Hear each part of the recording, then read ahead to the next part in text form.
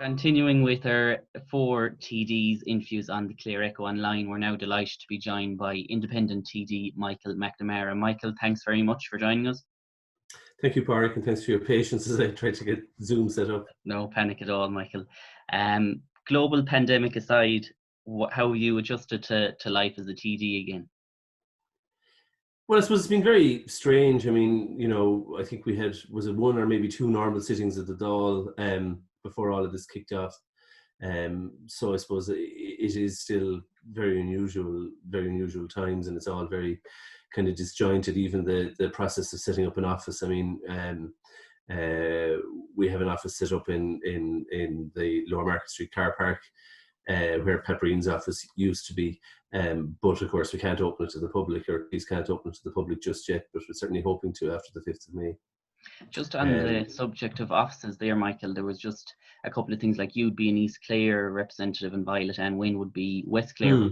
She had got a bit of criticism that she wasn't opening in Kilrush. So for you, should you be Ennis? Like, should that be the case for everyone? Should they be in the area with which they're assigned, or should it be everyone in Ennis? God, I mean, I think that's I mean, I had clinics, obviously, and I will be having them again. I had one in Scariff and in Killaloe and Milton Malbay, Liston Varna, Kilkee, Kilrush, and Ballyvaughan and Ennis Diamond. But I mean, the office was in the office.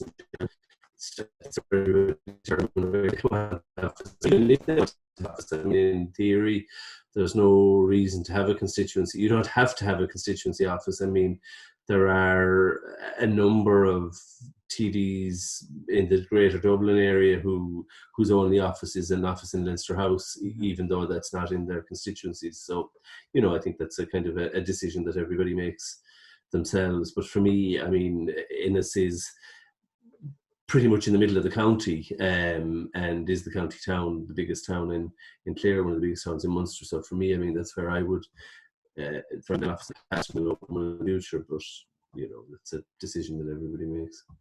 And on your decision, Michael, like you did have an office in Shannon the last time around, if I'm correct. Is it that centrality that you would have had a lot of support in West Clare to get those people easy access? Was that one of the factors that would have influenced your decision? Well, no, but I always had an office in Ennis.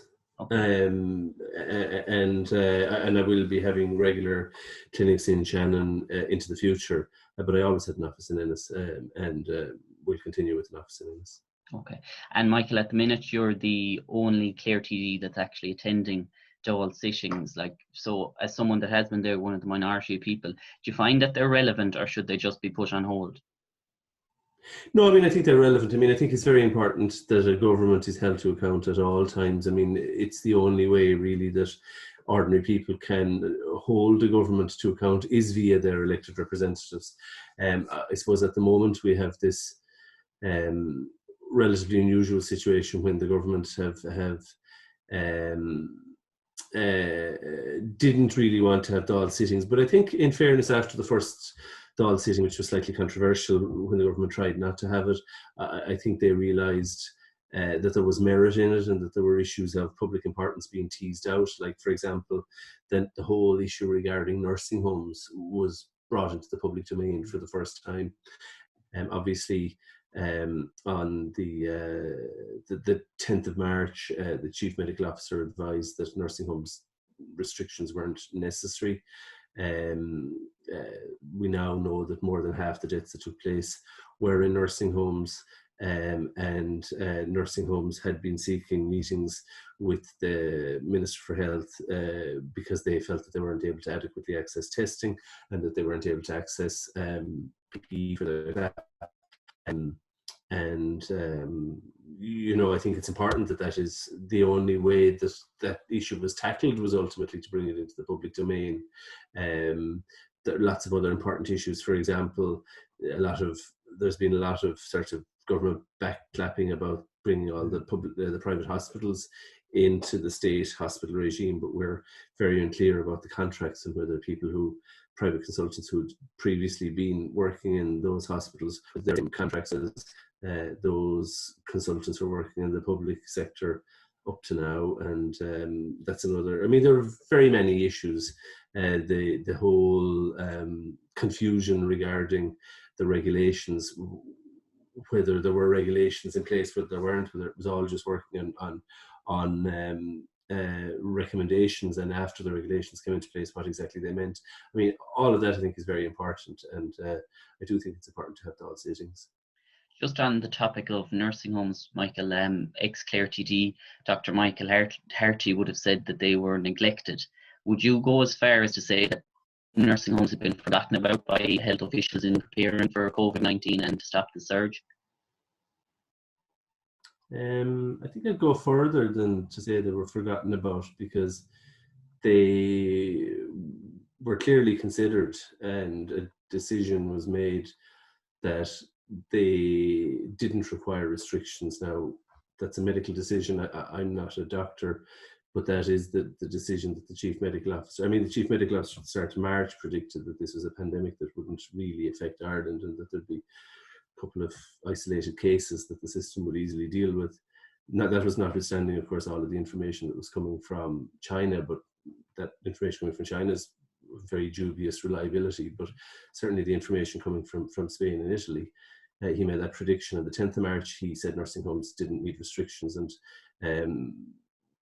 I mean, I think a decision was made, and I don't know by whom, but a decision was clearly made by the medical system in Ireland, be it the Chief Medical Officer, the Department of Health, or the HSE, to jettison nursing homes and basically say, well, look, you're on your own.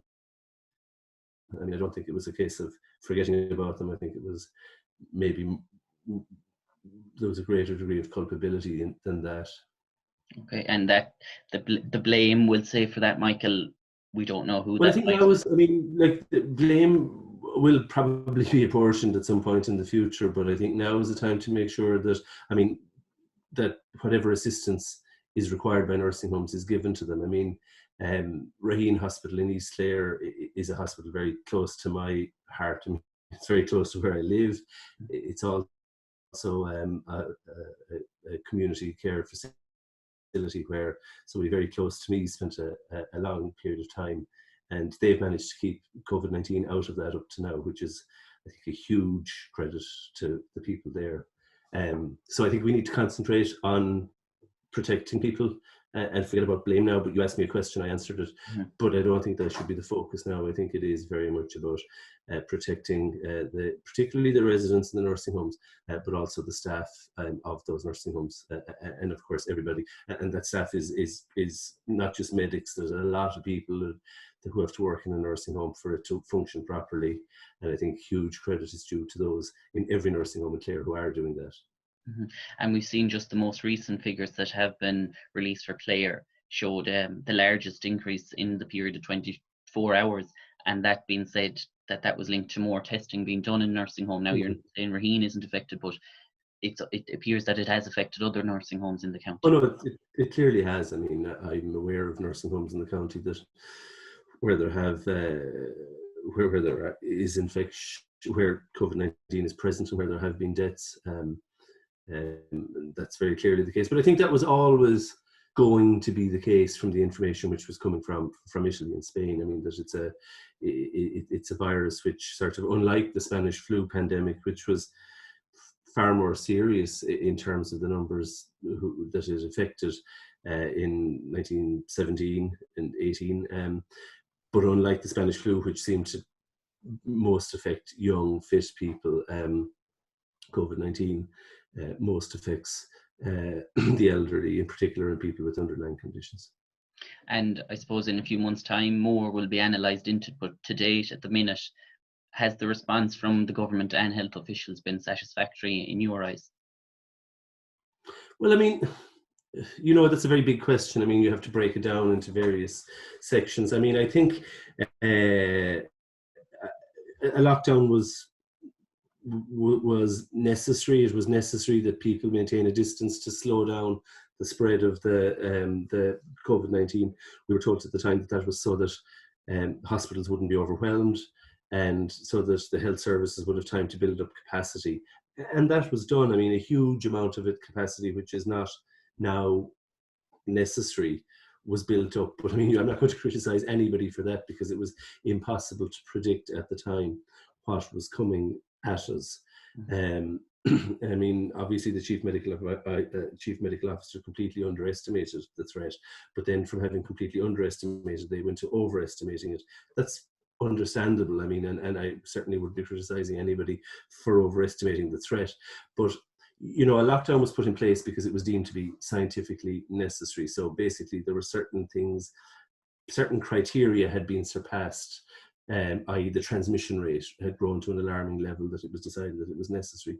But I mean, these are ultimately scientific questions, and we all, I think, rely on science. So there have to be criteria for when this lockdown will be eased.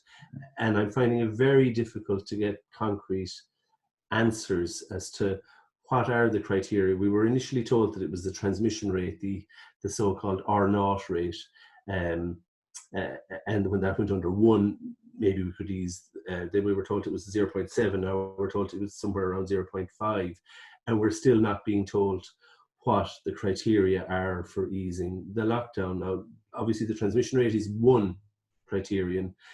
Testing capacity is another, because I mean, if we are to ease the lockdown, inevitably more people are going to start getting it. So we need to be able to test if somebody suspects that they have it, they have to be able to be tested very quickly. We should be able to contact trace who they've been in contact with very quickly, and they have to be able to be tested very quickly.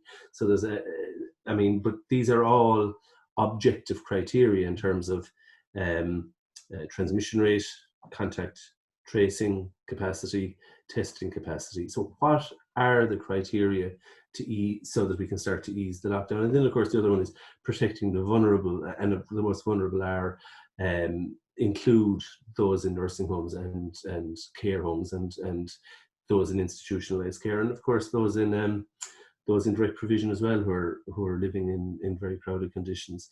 But I mean, I think we are getting to a situation where we're in a position to better protect the nursing homes than they were protected, and similar care institutions.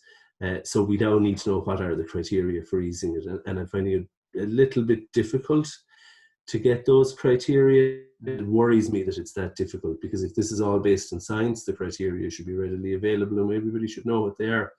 The Minister for Health and the Taoiseach certainly gave the impression that he didn't know what they were yesterday in the Dáil. And I mean, the Taoiseach is also a medical doctor, so you know, it's not that he probably heard it in passing and it was jargon to him. I mean, that couldn't be the case. So I think it's been handled well up to now, but I think how we handle coming out of the restrictions is going to be the test, because undoubtedly they can't continue indefinitely. I mean, we're now looking at other impacts in the health service in terms of people not presenting for treatment that's necessary, people who are not even showing up in places where they have a stroke, they're not showing up to going into A&E quickly enough, or who have heart conditions and are having heart episodes, they're not showing up quickly enough. And then it's having undoubtedly a huge impact upon mental health, both people who have an underlying condition, an underlying mental health condition, but also the mental health of the general condition, not of course to talk of the economy, which is a separate issue, but even solely in health terms, this a continuation of these restrictions has a huge price, and there comes a time at which the price might be greater than you know, that the cure is maybe worse than the what you're seeking to cure. Okay. And Michael, just moving on to government formation, you had a meeting on Monday with negotiation teams. Is that right? Sorry, I've a number of meetings at this stage. I was just almost wondering which one were you referring to. Yeah, we had a meeting on Monday, Marion Harkin, Michael Fitzmaurice and I, with Simon Coveney representing Fine Gael, and Dáil, the deputy leader of Fianna Fáil, representing Fianna Fáil. It was constructive, but I think the overwhelming message I took from it was that they were very keen to get another party into government. And since then, I think there's been significant movement with getting the Greens to go into government. And then commentary today, Michael, has been that it possibly, today being Friday, of course, that unlikely that the Greens, their demands are too much, some people are saying. So that... Well, I think Dennis Nocton is saying that they're too much, but I haven't heard anybody in government circles saying that they're too much. I haven't heard any representatives of Fianna Fáil or Fine Gael saying they're too much. So it remains to be seen. But I sense that that's the direction that that we're going in, that the preference of particularly Fine Gael, but both Fianna Fáil and Fine Gael, is for the Greens to go into government. And I think part of that, I wouldn't be surprised if in return for the Greens going into government, you see the Greens supporting maybe Leo Varadkar to remain on his Taoiseach or for him to have the first turn if there's if there's to be a rotating Taoiseachship between the leader of Fianna Fáil, who is currently, of course, Micheál Martin, and the leader of Fine Gael. And why did you get the impression, Michael, that there was more of a longing for the Greens than the likes Well, of they said, I mean, it wasn't, I wasn't reading the body language or anything. It was fairly openly stated, that they felt that there had to be another, the Fine Gael position was that there needed to be another party in government. Now, not necessarily the Greens, but like it's, Eamon Ryan is clearly keen to go into government, yeah. So I mean, probably keener, it has to be said, than Alan Kelly or Roisin Shortall, Catherine Murphy. So I mean, he's the one that I think dangling a carrot in front of will have the most effect. And is he keener than Michael McNamara to go into government? Well, unlike Michael McNamara, I suppose he controls 12 votes. I control 1 vote. I mean, I think the country needs a government. I think the country needs a government and I accept that there are going to be very difficult times ahead, and that the amount of money available for projects is going to be greatly reduced. But nevertheless, we do need to ensure this time around that the recovery is balanced across the regions, and that it's not as concentrated in the Greater Dublin area as it was post the banking collapse of 2008. What could change for Clare, Michael, in this post-COVID-19 that didn't happen post the banking recession? Say, if it's more than likely Leo Varadkar will potentially be Taoiseach, and the likes of Pascal Donoghue will still be there. Is there going to be a Clare voice on the front bench that'll be able to get those supports for County Clare? I have no idea. I mean, I don't really. I don't know, but I mean, what can happen for Clare? I mean, I think a number of things have emerged from this. The first thing is obviously our tourism sector is crippled right now, and tourism is hugely important to many parts of Ireland, not just Clare. But that it's not going to be possible to bring the number of passengers a day through Dublin Airport safely. I would have thought in the medium term. So we have 3 state-owned airports with considerable capacity. I think it presents an opportunity to start looking at bringing greater numbers of passengers through Dublin, and also through Shannon, and also through Cork airports, so that like the same concentration isn't through Dublin. That's obviously something. The other thing is, I think that we have realised the importance of a secure supply of food items and fresh food in our shops. There's a lot of controversy about, of course, the Keelings workers, but at the end of the day, the government rightly recognised that agriculture was an essential service, and that we do need fresh food and a safe supply of fresh food. Now, you can't guarantee a supply of fresh food in our shops if you're consistently selling essential food items, be it meat, be it fresh vegetables, etc. If you're selling them below the cost of production in Ireland, I mean, you simply can't guarantee that supply. So, I mean, I think that is something that can and needs to be addressed, because, there are experts saying that this is merely the first wave of COVID-19, and there are many more waves to come. And of course, there are many more coronaviruses potentially to come from China, as human activity is being pushed, is occurring in areas of China which heretofore weren't populated by humans, or at least not to the same not to the same extent that they are now. Like parts of, for example, look, there are various regions of China where there's been huge jumps in population in recent years that heretofore were very sparsely populated. But there, like Michael, I suppose you've listed off some of the things that maybe need to be done, but putting them in practice, like just to refer to before the election, Tony Killeen was giving his opinion in the Clare Champion, I believe it was, and he said Clare's best chance for ministry was either a Michael McNamara or a Roisin Garvey, and that was even including Pat Breen and Timmy Dooley being in the mix. So to really get those supports, how can they come to Clare if there isn't a Clare? I know we don't know if there will be a well, Clare. I wouldn't sort of, I wouldn't be I wouldn't be saying, make me a minister, I don't support the government. I mean, obviously I'd like to be a minister. I mean, of course I'd like to be a minister. I mean, who wouldn't in politics? I mean, there's 160 TDs, all of whom, bar possibly the Ceann Comhairle, would like to be a minister.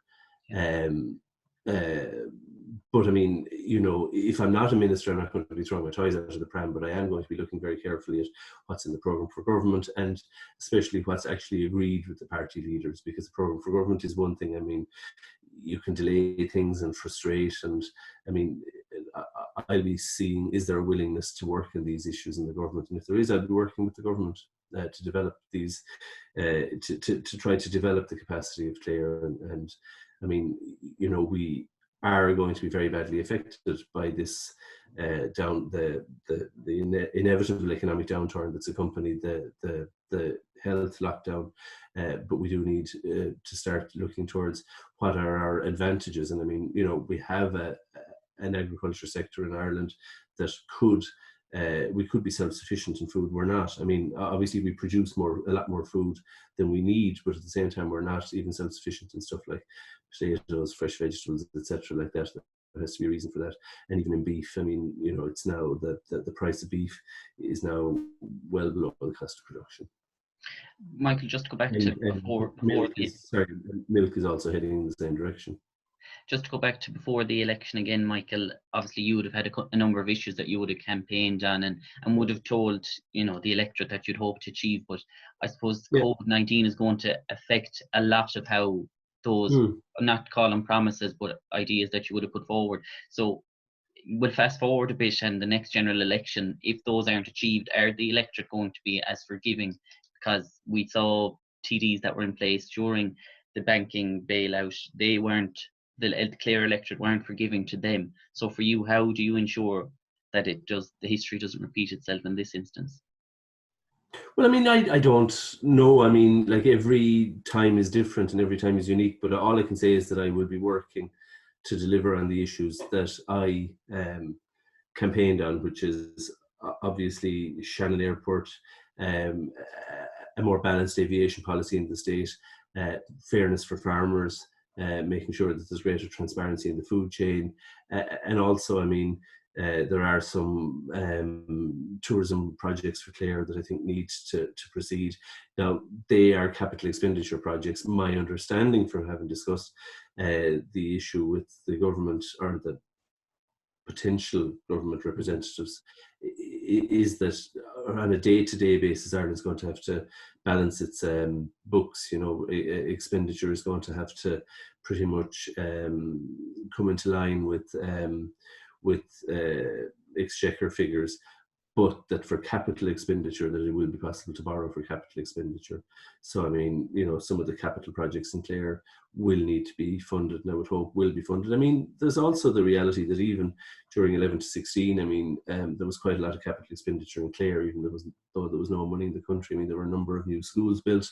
I would have worked very closely with the boards of managements of some of those schools, and also, of course, Dáil and Pier, which has been beneficial to not just to Northwest Clare, but also to the Aran Islands in terms of facilitating essential transport, and all of that was done when there was no money in the country. So I suppose, I mean, I have some experience of operating in difficult budgetary times, but a lot will boil down to what the government is, what the makeup of the government is, and what their focus will be. I mean, I don't know what the focus of the Green Party will be if they're in government, and what prices they will be exacting from government, and also whether the Greens may not want a government with independence in it, and that all remains to be seen.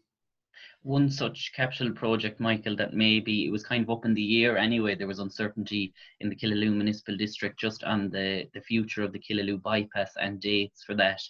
Do you think that's going to be put in the back burner now as a result of this? I don't know, but I certainly hope it's not. I mean, it's in the government's list of capital projects.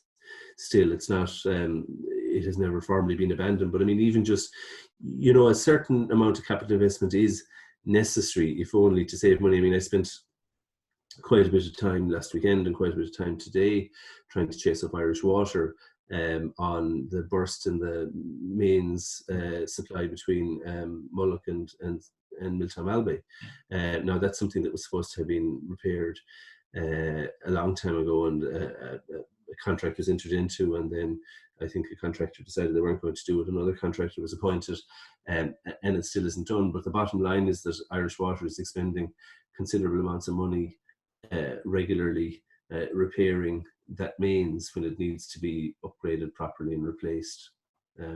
So, I mean, there will be capital expenditure, there will have to be, but I suppose it's making sure that Clare gets its fair share.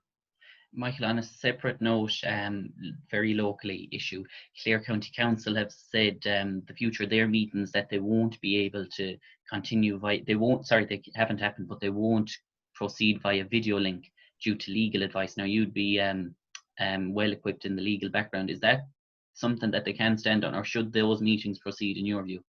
I haven't seen the legal advice at all. I mean, if I saw it, I'd be happy to comment on it, but I haven't seen it. I mean, I suppose I'm slightly concerned with the idea that the Dáil, the Dáil is slightly more complicated because Article 15 of the Constitution talks about the Dáil will sit in, it has to sit in a place in Dublin, and then it talks about TDs present and voting.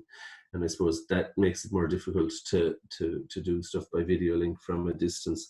But I suppose I am very concerned with the potential cost of Dáil sittings in the convention centre.